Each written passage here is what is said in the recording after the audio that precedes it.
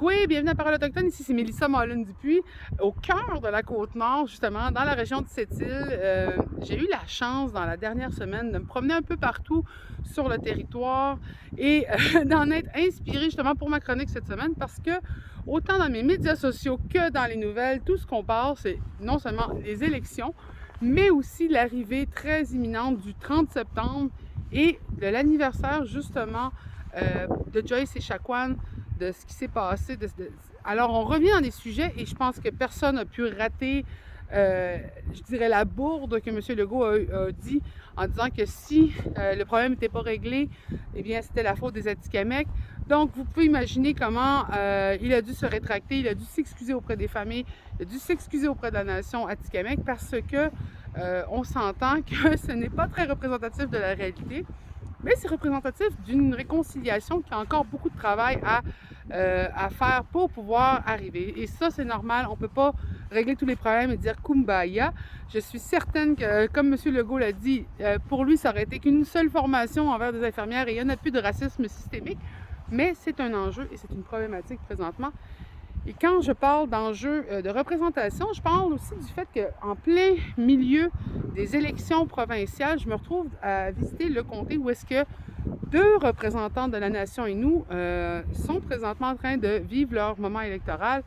Une, justement, pour le parti de la CAQ et l'autre qui va être avec Québec solidaire. Et c'est quand même assez intéressant, surtout quand on a l'oreille au sol, d'entendre ce qui se dit, de voir ce qui se fait. Du traitement justement des pancartes électorales, j'ai vu des choses que j'étais quand même assez étonnée, vu le respect justement que les Inuits ont, peu importe le parti que tu vas choisir pour représenter, bien il y a un respect de la parole qui est portée par quelqu'un. Alors, je ne sais pas si je peux attribuer certaines des activités justement de décrochage de pancartes, d'altérance de pancartes à des membres de la communauté Innu, parce que ça m'étonnerait vraiment beaucoup, mais rien n'est impossible puisque nous rentrons dans une nouvelle ère où nous participons à des forums, des élections qui n'ont pas été bâties dans notre aperçu culturel.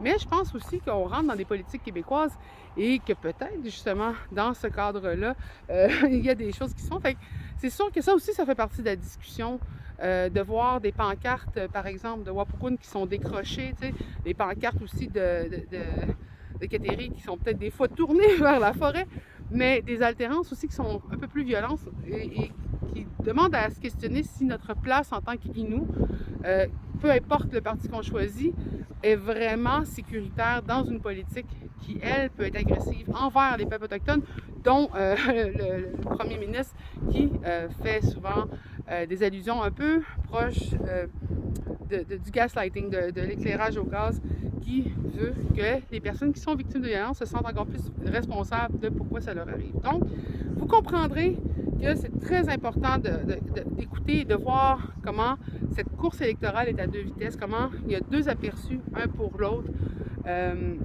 et que c'est en plein dans une semaine qui précède un moment de réconciliation, un moment où le racisme systémique est mis au devant dans les médias, et en plus quelques jours seulement avant les élections provinciales. Donc, il faut garder l'œil, il faut voir que c'est un double poids pour les personnes qui sont autochtones et qui se présentent dans ces élections-là. C'est assez intéressant, mais c'est aussi des fois assez troublant à voir qu'on a encore beaucoup de travail devant nous.